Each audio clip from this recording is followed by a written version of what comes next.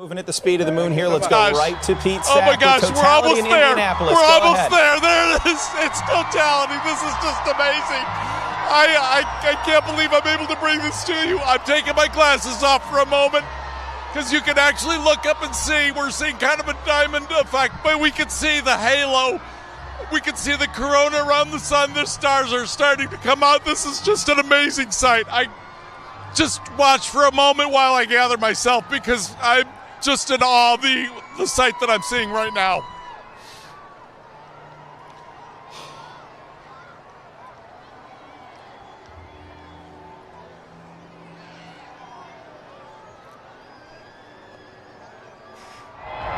Oh, man. Whew. I have goosebumps and I'm not even there. I'm with you. Wow. I'm with you, too.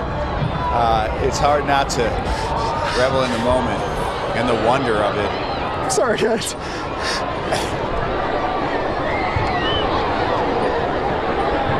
How you feeling, Larry? Okay.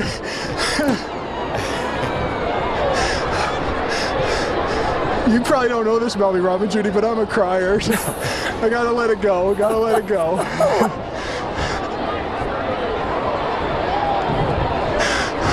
Okay. All right. This is darker than Nashville.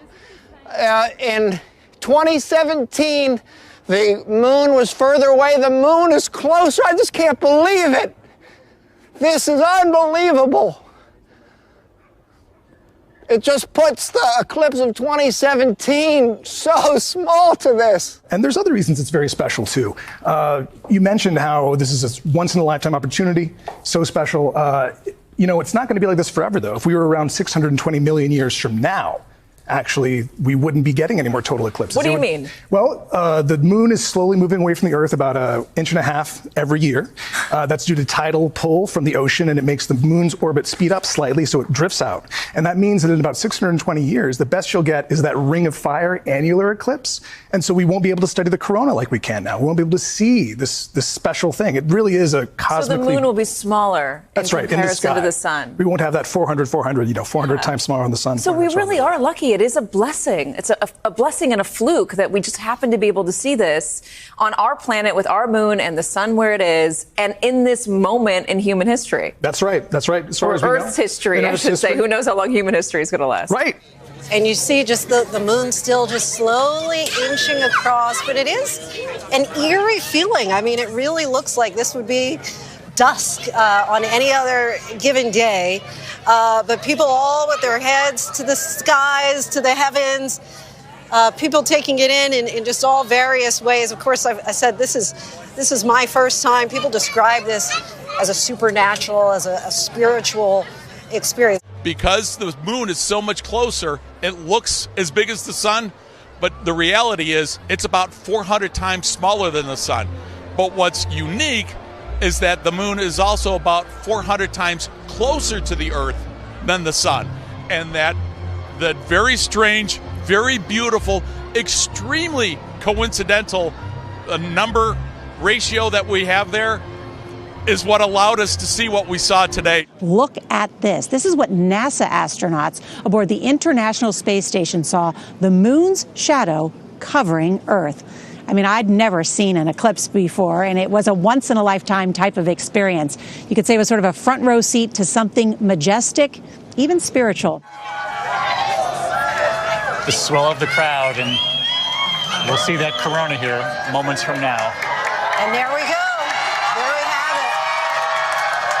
We can take our glasses off, I guess, at this point. Wow. Oh, look at that. Look at that. That is just stunning. Wow. Oh, it does. It really does. It leaves you speechless, doesn't it? What would happen in space was an ironclad certainty, but the Earth's atmosphere served up a wild card of unpredictability.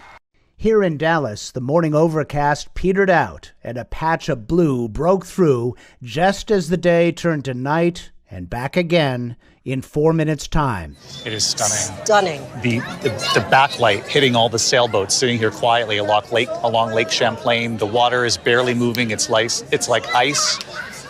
It is really, truly breathtaking here in Burlington, Vermont. They're relatively rare, but also I think it gives people a sense of the reality of the the cosmic mechanism that drives things like the seasons, the phases of the moon. Most of the time we don't think about this stuff, but when you have an eclipse where the sun, the moon, and the earth are in a perfect straight line, then it really galvanizes people's awareness. Your space in your place in space, really, right? And just how we are, just all these little dots. It really gives you perspective, just in this one small galaxy, just how, I guess, reliant we are on all these things that are happening out of our control around us, and this really gives us that perspective. It sort of puts us in our place in all the right ways, right, Lindsay? And you and I have talked about this on all the big stories we've covered together, whether it's politics in our country or natural disasters or traveling to Ukraine, the war overseas, Israel and Gaza, of course. And we know it can be heavy for people at home, all of the news. And I just hope that today was a break for America.